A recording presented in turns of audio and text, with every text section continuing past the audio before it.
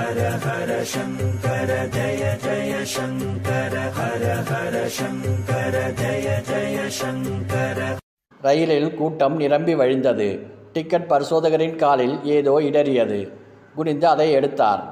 அது ஒரு பழைய மணி பர்ஸ். ஓரமெல்லாம் ஜீரணமாகி மெருகு குலைந்திருந்தது. பர்ஸை திறந்தார். சில கசங்கிய நோட்டுகளும் சில்லறை காசுகளும் இருந்தன. அத்துடன் ஒரு கிருஷ்ணரின் படம் ஒன்று இருந்தது. பர்ஸை தலைக்கு மேலே பிடித்து காட்டியபடி பரிசோதகர், இது யாருடையது என்று குரலை உயர்த்தி கேட்டார். ஒரு முதியவர், அது என்னுடையது என்றார்.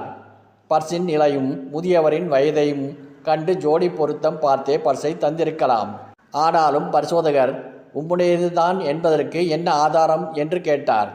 அதில் கிருஷ்ணர் படம் இருக்கும் என்றார் பெரியவர். இதெல்லாம் ஒரு ஆதாரமா? யார் வேண்டுமானாலும் கிருஷ்ண படம் வைத்திருக்கலாமே.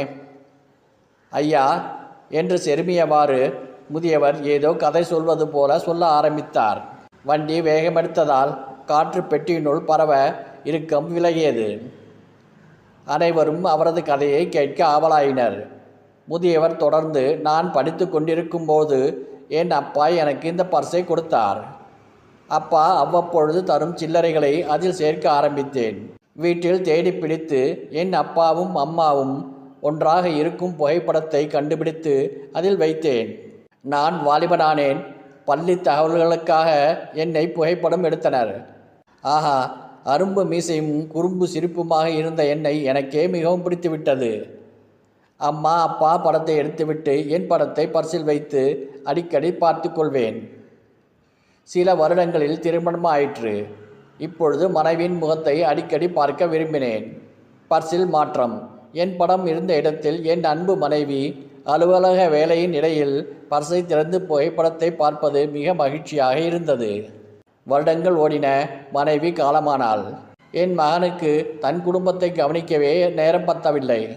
என்னை எப்படி கவனிப்பது? என்னை தனிமை வாட்டியது. கூட்டத்தில் துளைந்துவிட்ட குழந்தையாய் தவித்தேன்.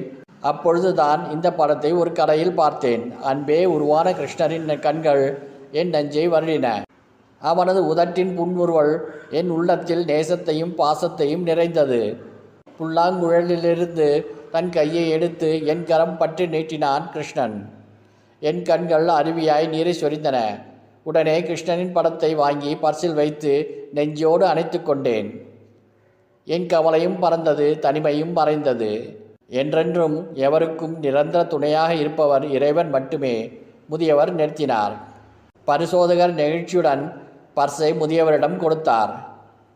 அவ்வளவுதான் மனித வாழ்க்கை. இதற்குள் இத்தனை போட்டியும் பொறாமையும் மான அவமானங்களும் ஏழ்மையும் வாட்டும் தனிமையும்.